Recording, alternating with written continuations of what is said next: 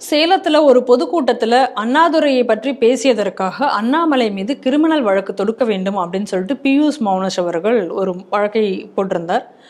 அந்த கம்ப்ளைண்ட்டை தொடரலாம் அப்படின்னு சொல்லிட்டு கவர்னர் மாளிகையிலிருந்து அதற்கு உத்தரவு வந்து விட்டதாக இன்னைக்கு செய்திகள் வெளியாகி வந்த நேற்றுக்கு கூட அந்த செய்தி வந்திருந்தது. இன்னைக்கும் அந்த செய்திகள் நாளிதழ்கள் வெளியில வந்திருக்கு.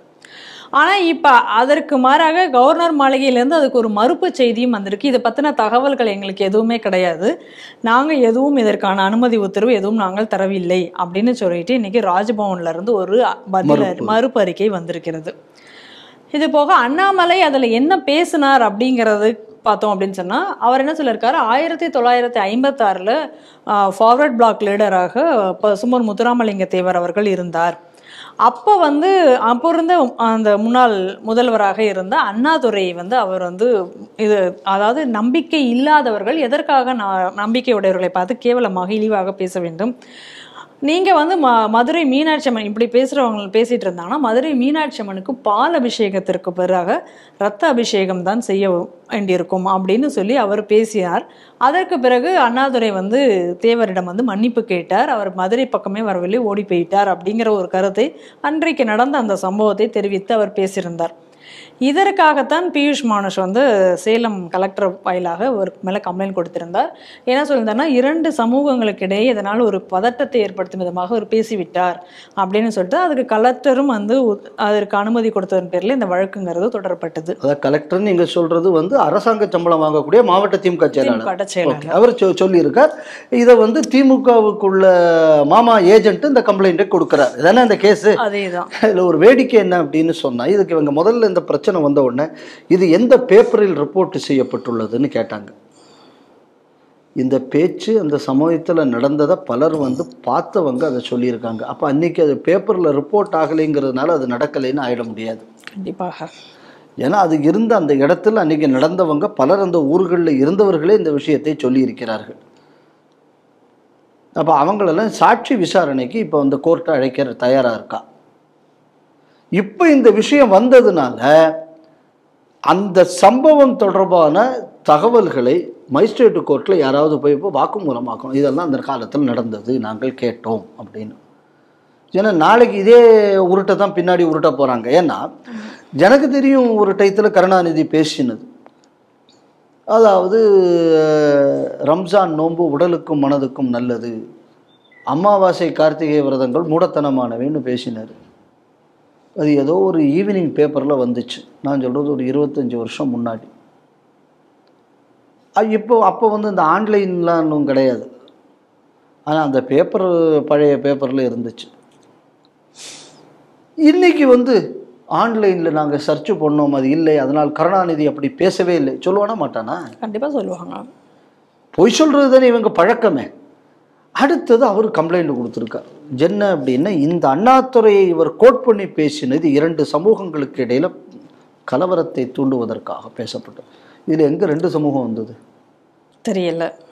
அப்போ அண்ணாதுரை தொழுக்கணா கிறிஸ்தவனா இன்னொரு சமுதாயமாக இருக்கணும்? ஆமாம், அதுவும் இல்லை. அதுவும் இல்லை. இல்லை. ஆமாம், அண்ணாதுரை மொழியார் ஹிந்து தானே? ஹிந்து தான் சர்டிஃபிகேட்டில். ஆமாம். அப்போ எங்கே 2 சமூகம் வந்தது? சரி, அது போகட்டும். இப்படி பேசினதுனால் 2 மதத்துக்கு இடையில பிரச்சனை ஏற்பட்டது. ஹிந்துக்களை குறிப்பிட்டு அண்ணாதுரை பேசினதெல்லாம் நான் சொல்றேன். அப்ப அண்ணாதுரை என்ன பண்ணியிருக்கணும்? ஏன்னா அண்ணாதுரை சொன்னதை கோட் பண்ணினாலே கலவரம் வரும்னா, அண்ணாதுரை சொன்னதுக்கு இப்ப அண்ணாதுரைக்கு மேல எவ்வளவு கேசரா போடணும்? ஏன்டா கம்பரசம்னு எழுதுனானேடா அந்த ஆளு. ஆமா.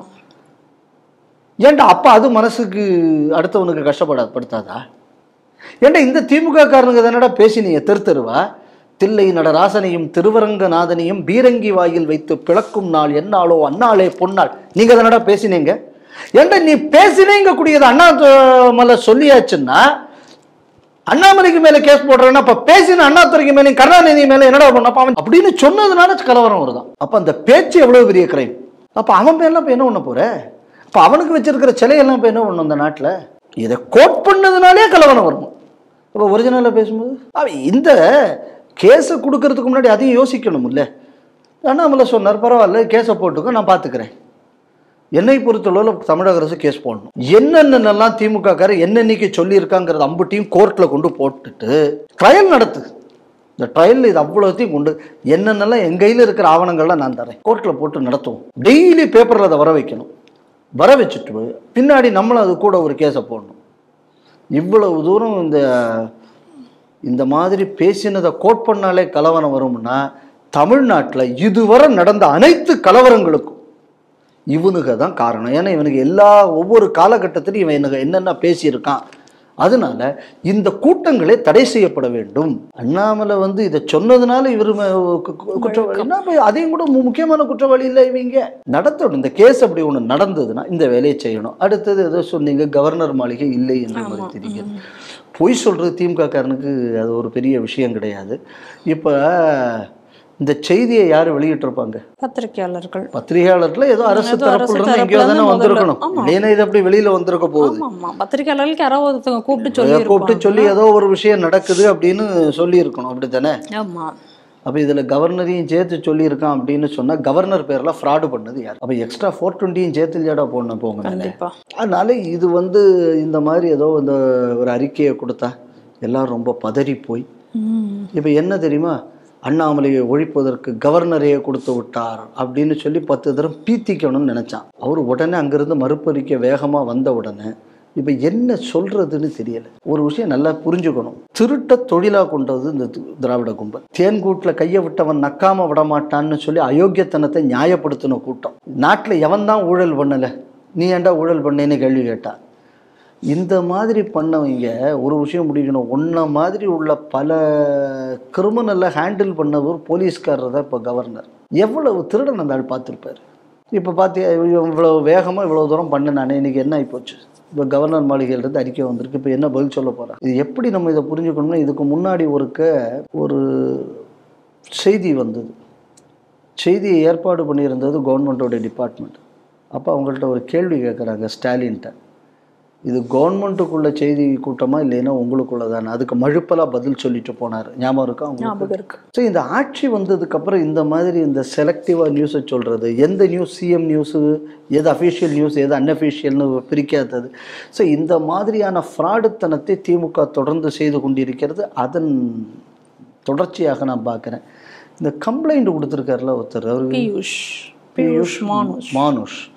அவர் ஏதோ இயற்கை ஆர்வலர்னு தானே தன்னை காணிச்சுக்கிட்டு இருந்தாரு. ஆமா, அவர் அப்படி சொல்லிதான் எங்க ஊர்ல ஏதாவது போராட்டம் பிரச்சனை, சைக்கிள்ல போறேன் அந்த சேலர் இதை தடுக்கிறேன், அதை பண்றேன். நான் என்ன சொன்னேன், இந்த இதுக்கு இவ்வளவு தூரம் இந்த கலெக்டர்கிட்ட போய் கொடுத்தாருல.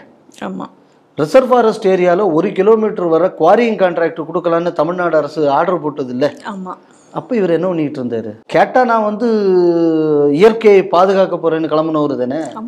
இந்த ஆர்டர் வந்த உடனே இவர் அன்னைக்கெல்லாம் கொடுக்காத கம்ப்ளைண்டே இப்போ போய் கொடுக்குறாரு. ஆனால் இதெல்லாம் இயற்கை ஆர்வலர் இல்லை, இதெல்லாம் திமுகவுக்கு கழிவு கொடுக்கக்கூடிய ஆட்கள். அதனால இந்த மாதிரி ஒரு 10 பேர் பேனருக்கு அமைப்பு நடத்துறவங்க இப்போ எந்த பயிலாவது வெளியில வந்தானே. இதுக்கு முன்னாடி அதிமுக ஆட்சி இருக்கும்போது எல்லாத்துக்கும் கொடி பிடிச்சிக்கிட்டு போனான். இவங்களுக்கு என்ன பிரச்சனைன்னு, இது ஒரு விதமான போதை. என்ன போதை அப்படின்னு சொன்னால், இந்த குடிச்சவன் இருக்கான்ல, அவனை இங்கே தான் ஒரு நல்ல ஒரு சந்தர்ப்பத்தில் கொண்டு விட்டால் கூட அவனுக்கு எதுக்கோ ஒன்றுக்கு கையாடிக்கிட்டே இருக்கும். இவனுக்கு என்ன அப்படின்னு சொன்னால், இந்த மனு கொடுக்கறது, ஃபோட்டோ எடுத்து ஃபேஸ்புக்கில் போடுறது, இதெல்லாம் இல்லாட்ட இவனுக்கு செத்து போடுவானு. இப்போ என்னடான்னா, இயற்கைக்கு எதிராக மனுன்னு ஒன்று கொடுத்துட முடியாது. கொடுத்தான்னா வீட்டுக்கு உருட்டுக்கட்டை வந்துடும் ஆட்டோவில். உடனே என்னடா அவன் பார்ப்பான், உனக்கு இந்த வியாதி இருக்கு, ஆனால் இவனுக்கு ஒரு குவார்ட்டரை கொடுத்து அந்த நேரத்தில் அடைக்கிடலாம் அப்படின்னு கணக்கு பண்ற மாதிரி இவனுக்கு மனு கொடுக்கறதுக்கு திமுக காரன் சொல்றாப்பா, உனக்கு மனு கொடுக்காட்ட தூக்கம் வராது, அண்ணாமலை மேல ஒரு மனுவை கொடுத்துட்டு வா. அப்போ இந்த போதையில் அவன் கொஞ்ச நாள் அப்படியே ஓட்டுவான். இனி அடுத்தது இதே மாதிரி இன்னொரு போதையை இது பண்ணுறது. ஸோ அதனால் திமுக காரனுக்கு நல்லா தெளிவாக தெரிஞ்சிருக்கு எந்த போதை உள்ளவனுக்கு என்ன சரக்கை கொடுக்கணும்னு. கரெக்டாக அந்த சரக்கை கொடுத்து வேலை பார்த்துக்கிட்டு இருக்காங்க.